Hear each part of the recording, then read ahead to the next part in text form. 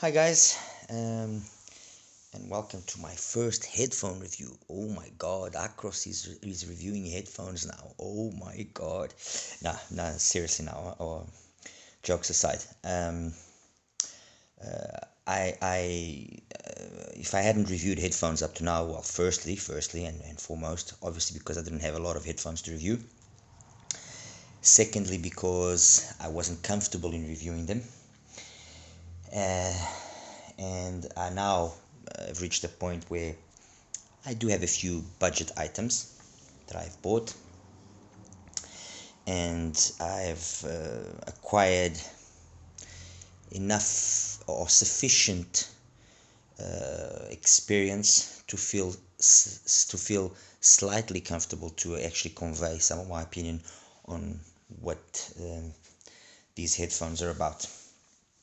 I was going to include a few more for this, but I decided to keep it simple. And basically, the object of this review is three items: the Blon B60, okay, the new Blon B60, the BossHifi B8, and this is the HANADOMI B8 version, okay, and the HANADOMI C1, okay.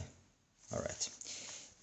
Any one of these headphones has excellent construction, especially if you consider their price. I mean, the C1, it's wooden shell or case. It's got supposedly, and I've looked at it, and it looks like a beryllium coated driver, 50mm. This is all alloy. I mean, it's got, I'm sure it's a clone of something, of some more renowned headphone. But the construction is decent, and these pads surprisingly are amazing. I mean, I've tried to source some more of these pads to actually try them out on other headphones that I have, and they are seriously very good. I mean, very good. The BossHifi B8, in the HANADOMI version here, again, nice construction, everything feels sturdy, wooden case or shell if you want. I've changed these pads out from the original ones, which were absolute garbage. I've changed them out, and these are Sivga ones, velour, as you can see, and they don't look like it, but they are slightly contoured. They've got a slight angle to them. Again, the driver is a beryllium coated driver, and supposedly, from what I was able to visually see, and also the rep from HANADOMI told me, they are basically the same driver in these two headphones. And finally here, the Blon the B60, the new ones, again, wood shell. I've also swapped out the pads for the same Sivga ones, because the original ones are, in my opinion as well, below par. I mean, they don't really allow you to get a sense of what the headphone is capable of. As for the driver, it's also 50mm, and there's some conflicting info. Some say it's a four types of polymers. Others saying it's a beryllium. So I'm a little bit confused, to be honest. I'm a little bit, I don't know what to say. On the Hi-Fi Go website, it says it's beryllium, but I've seen other places saying it's a four polymer coating or whatever. Anyway, that's, I think, irrelevant. Again, the construction is pretty decent. Personally, I mean, this one and the one and this one, yeah, and the C1, they seem to be using kind of similar, band, but for some reason this one, yeah, just looks more flimsy, which is a pity, because it's actually also the most expensive out of the three. We're talking roughly $80 for the C1. We're talking about $95 for the B8, and we're talking about $160 for the Blon. These are the cables that they bring. I mean, absolutely standard cables. Nothing too spectacular. Nothing too I mean, it's just absolutely normal. I still haven't bought any or had some custom made ones actually from. I'll see if I can get some decent cables made from XI NHS. Um, but that's it. In terms of fit and comfort, any one of these are spectacular.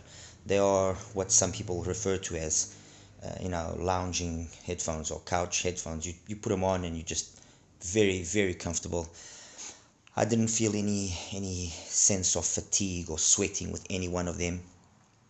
Sorry, a little bit with these ones because this is kind of like a protein leather kind of thing. I felt a little bit of sweating on these ones, but on these two nothing. So super comfortable.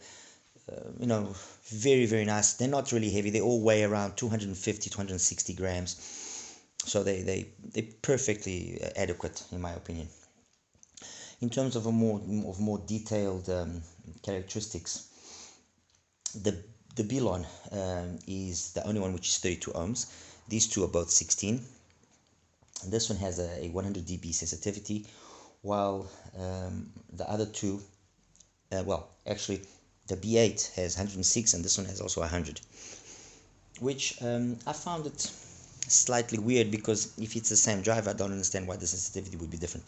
But anyway, this is what it is and that's what it is. I used my DX3 Plus Pro, DX3 Pro Plus to power them, and any one of them took the power that the top link has to give perfectly. I mean, amazing unit, honestly. I'm very happy. Actually, my two latest purchases in terms of DAC amps, have been pretty amazing. Be it both topping or be it the Tri TK2, amazing. I did find this one to have a more neutral sound. Definitely, the topping definitely has a more neutral sound. The TK2 is also neutral. It's very clean. It's very clinical, which both of them make it an interesting departure from what I was more used to, which was the Hi-Fi hip deck, which has got this more warmish kind of sound. But both of them very nice. I mean, I like them both. They're both very neutral. The topping more than the Tri, but perfect. Nothing to be said there. In terms of sound, what have I done? I don't know if it's, some of you might consider it blasphemy. I might get some comments on that. I don't know if it's been done by others or not, but I kind of wanted to be able to convey what I heard by comparing it to something which maybe some of you already have. And in this case, I've used the 7Hz timeless as my basis of comparison, by which kind of I compared what I heard on these headphones with the timeless. And straight off, I mean, without going into more detail, but straight away, the one that jumped to me as being the most similar to the timeless was the C1. My first impression was the C1, definitely. It is actually quite surprising. I was actually quite surprised, rather, how similar it sounded. Obviously, then with more detailed listening, I was able to then make a more coherent or a more detailed opinion, or form a more detailed opinion. But the first impression, that was it. First impression with regards to the B8 was that it was a more closed, more nasally sound compared to the timeless, and the B60 was kind of an in-between. Okay, that was my first impression. Again, I used my playlist, my usual playlist, anything from Jeff Cascaro to let me just give you a couple of names here, so I'm not just saying anything off the. I listened to, like I said, I listened to Marcus Miller, I listened to Jeff Cascaro, I listened to Stevie Ray Vaughan, I listened to even to Kazuki, New Light, to actually get an idea of detail and how good they were in terms of detail. I listened to Mary J. Blige. I listened to Andrea Razzuti. Very, very nice instrumentals, and I mean I listened to a varied amount of music genres. Let's put it that way. And again, I was quite surprised. I wasn't expecting them, any of those three, to actually be able to sound very similar to the Timeless in more than one occasion. For example, Elephant from Carol Duboc. Both the B8 and the Elephant from Carol Duboc, both the B60 and the C1, they sounded very, very good. I mean, they really were able to convey her voice in a very tonally correct manner. I mean, I think that when I'm comparing it to the Timeless, and those that follow me know what I think of the Timeless, if I'm saying that these were actually able to do a good job of kind of being close to the Timeless, I think I'm putting them in a good level of performance. The B8 was not as good as the other two with regards to that comparison with the Timeless, in this particular song at least. Love Will Find a Way from Jeff Cascaro. Again, the C1 was very nice to listen to. It was only on the minor details, and actually that's the one thing where you see that the Timeless stands itself apart. The detail retrieval on the Timeless has no match with these three headphones. No match. But the overall ambience that was created by the C1 when listening to Jeff Cascaro, his voice, everything was very nice. I mean, really, really nice. I was quite impressed. The B60 also was able to do a very good job. Only on certain occasions I found it to be slightly nasally. Okay, once again, the one that stood back or was not as able to keep up with the Timeless as well was the B8.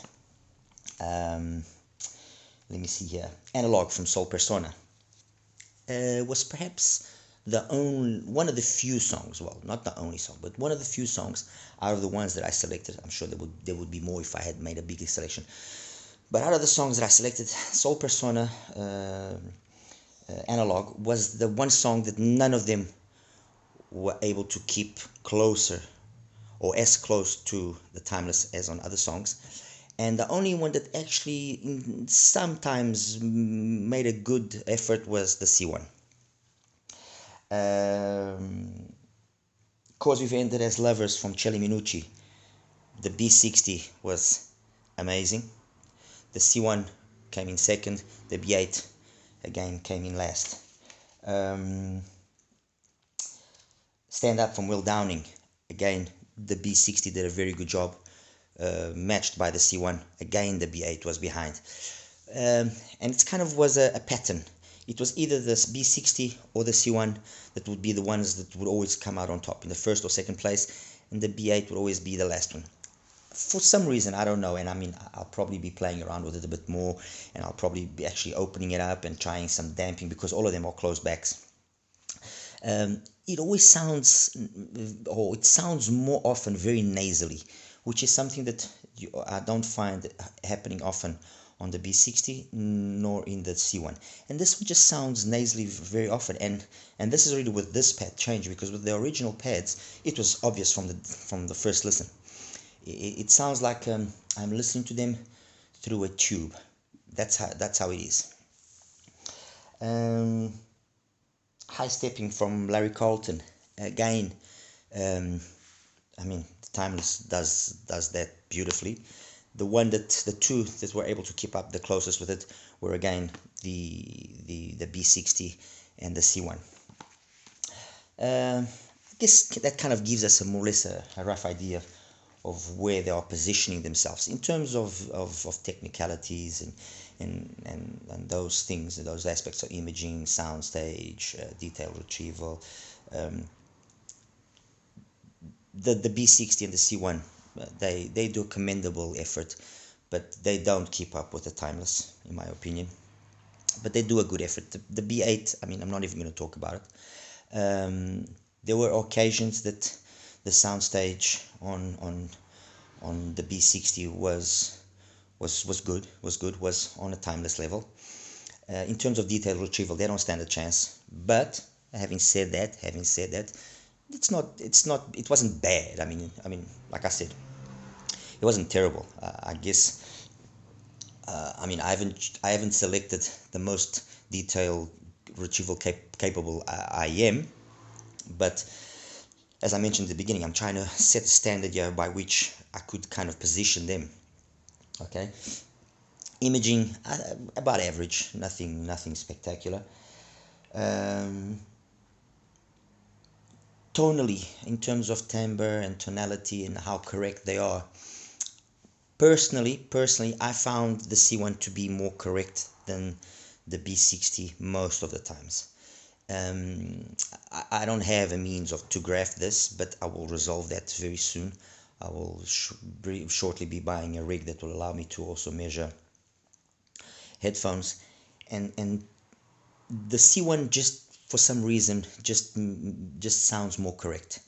And again, compared to the timeless, in certain occasions, it actually kind of came very close to the timeless to be that correctness. As for the frequency ranges, the bass, the mids, and the treble, the mids on the B8 are the most recessed, so definitely V-shaped. This one, I found that the bass and the mids here were very neutral, very balanced out with each other. The same thing with the C1. And then it was, you noticed definitely the highs were emphasized, definitely more there than on the B60. Difficult for me to say exactly in detail where the peaks would be, but I got the sensation that there were some peaks at around 7 and 9K on both of them that were sometimes, if I really pushed them, really jumped out. But as long as you keep it within normal listening levels, I didn't find them at any point to be aggressive, to be bad or harsh or anything of the sort. They would be on the edge there, but nothing. Sibilance, I didn't really consider them to be.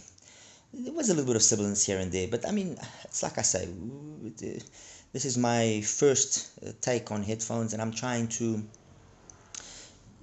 use this comparison to kind of position them. So this is not sibilant at all for me, and if I have to use this as the basis, that was just a little bit sibilant, and same thing with that, just a little bit sibilant. And that's it. I mean, like I say, unfortunately I don't have a way to graph them. I would like to have done that, but I will soon be resolving that issue. But overall, I liked both the B60 and the C1. I found them two very interesting headphones. The only real problem here with either one of them is the only real problem. It's not the only real problem. I'm sure if I was going to start picking here and so on and so forth, I would pick up on a whole bunch of problems. But the only real difference between the two of them is the price. Is the B60 worth $160 roughly?